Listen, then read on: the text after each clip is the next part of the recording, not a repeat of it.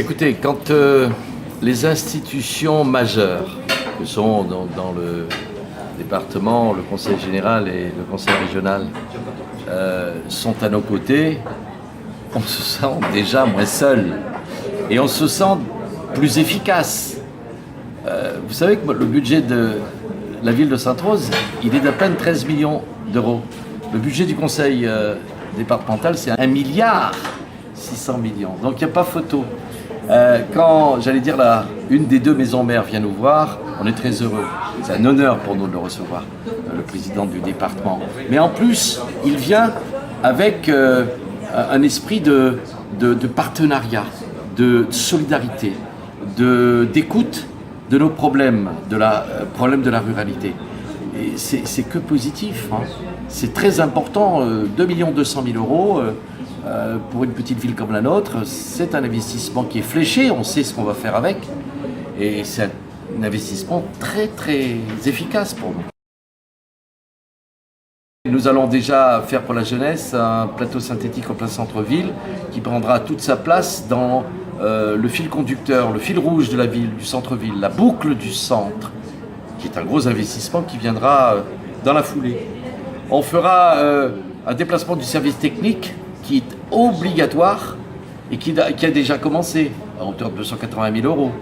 On restaurera un chemin communal où 20 familles depuis des années et des années n'en peuvent plus de rentrer chez elles le soir et d'en sortir le matin.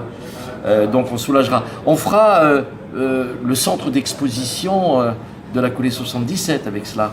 On donnera une chance aux jeunes de pouvoir disposer de 900 euros pour le permis de conduire. C'est fabuleux, c'est une démarche de solidarité, de main tendue en direction de Sainte-Gelesse pour sa mobilité, pour son indépendance, pour son autonomie qui est très importante. On fera plein de choses et nous nous félicitons de cette journée. Deux réponses à votre question. La première, c'est que les collectivités départementales et régionales sont là où elles doivent être.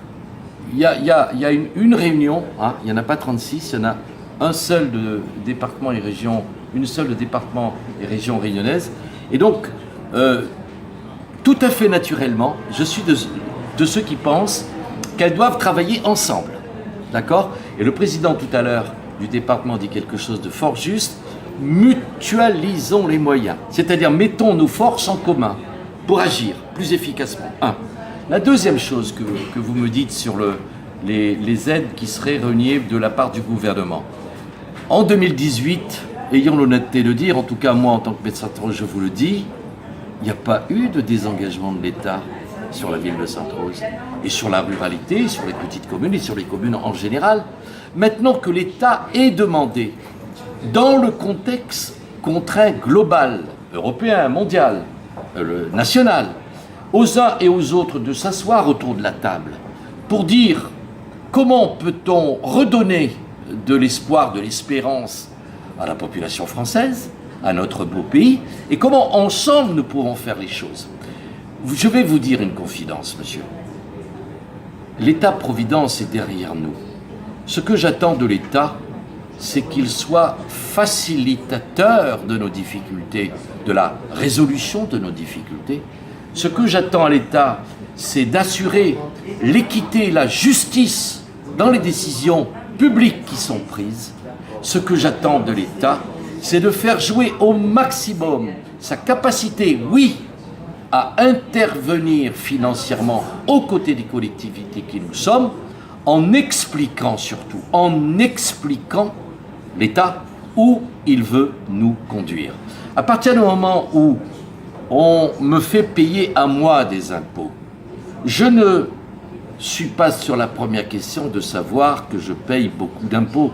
Je me demande une chose en premier. Est-ce que mon argent est bien utilisé ?